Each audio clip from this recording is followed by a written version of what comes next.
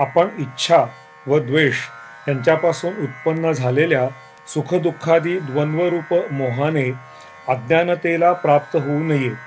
या उलट निष्काम भावाने श्रेष्ठ कर्मांचे आचरण करून या मोहापासून मुक्त होऊन दृढनिश्चय करून ईश्वराला भजावे.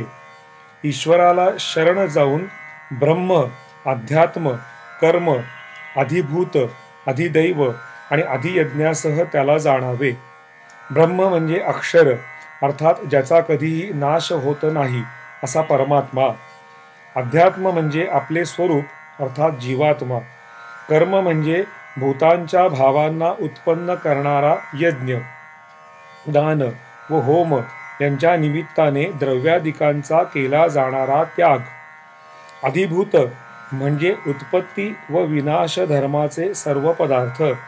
अधिदैव म्हणजे हिरण्यमय पुरुष, प्रजापती, ब्रह्मा आणि अधियज्ञ म्हणजे सर्व देहातील वासुदेव अर्थात विष्णू हे जाणावे.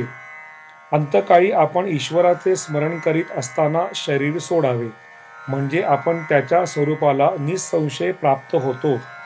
त्यासाठी त्याच्या ठिकाणी अर्पण केलेल्या मनबुद्धीने युक्त होऊन सदा सर्वदा त्याचेच स्मरण करावे. परमेश्वराच्या अभ्यासरूप योगाशी युक्त होऊन दुसऱ्या कशाकडेही न जाणाऱ्या चित्ताने निरंतर त्याचे चिंतन करावे. परमात्मा सर्वज्ञ, अनादी, सर्वांचा नियंता, अणुहूनही सूक्ष्म, सर्वांचे धारण पोषण करणारा, अचिंत्य स्वरूप, सूर्याप्रमाणे प्रकाशरूप, अविद्येच्या पलीकडचा आहे असे जाणावे. सर्व इंद्रियांना विषयांपासून अवरुंध मनाला हृदयात स्थिर करून आपल्या प्राणाला मस्तकात स्थापन करून योगधारणेत स्थित होऊन ओम या एका अक्षररूप ब्रह्माचा उच्चार करीत आणि ईश्वराचे चिंतन करीत आपला प्राण त्यागावा. ईश्वराचे ठिकाणी अनन्य चित्ताने स्थित होऊन सदा सर्वदा निरंतर त्याचे स्मरण करावे. सर्व प्राणीमात्रांचा नाश झाला तरी तो सनातन अव्यक्त परमात्मा आहे, तो कधीही नष्ट होत नाही. तो परमात्मा प्राप्त झाला असता आपला पुनर्जन्म होत नाही. हा मोक्षपदाचा लाभ अनन्य भक्तीने होतो. वेदाध्ययन, यज्ञ, तप व दान करण्यात जे पुण्यफल सांगितले आहे त्याला उल्लंघून सनातन परमपद मिळवावे.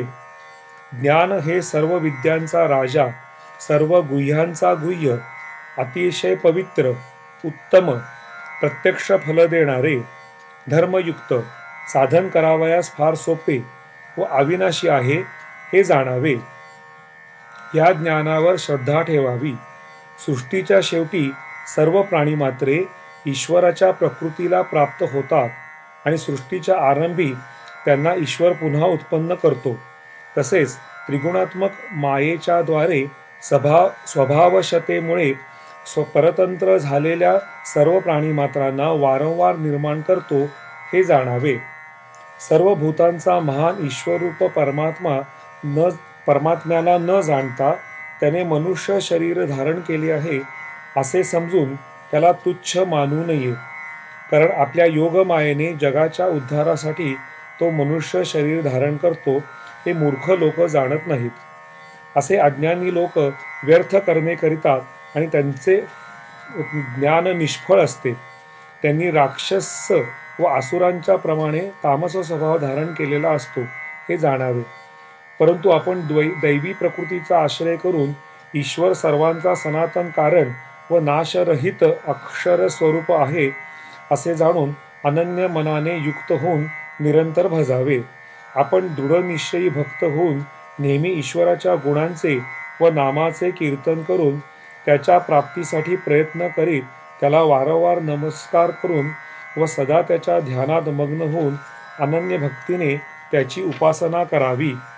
त्यासाठी ज्ञानयज्ञाने पूजन करीत जे आहे ते वासुदेवच आहे या भावनेने उपासना करावी आणि ईश्वर स्वामी व आपण सेवक आहोत ही भावनाही मनात ठेवावी. ईश्वर क्रतू अर्थात श्रौतकर्म, पंचयज्ञादी स्मार्त कर्म, स्वधा म्हणजे पितरांच्या निमित्ताने दिले जाणारे अन्न, औषधी म्हणजे सर्व वनस्पती, मंत्र धृत म्हणजे तूप, अग्नी म्हणजे हवनरूप क्रिया आहे हे जाणावे. तो सर्व जगाचा धारण पोषण करणारा, सर्वांचे फल देणारा, सर्वांचा पिता, माता व पितामह म्हणजे आजोबा, जाणण्यास योग्य पवित्र ओंकार, ऋग्वेद, सामवेद, यजुर्वेद, सर्वांची गती, भरण पोषण करणारा, सर्वांचा स्वामी, शुभ अशुभांना पाहणारा, सर्वांचे निवासस्थान, शरण जाण्यास योग्य, सुहृद, उत्पत्ती व प्रलय रूप, सर्वांचा आधार, निधान, अर्थात सर्व प्राणी जेथे लय पावतात ती जागा आणि सृष्टीचे अविनाशी कारण आहे हे जाणावे.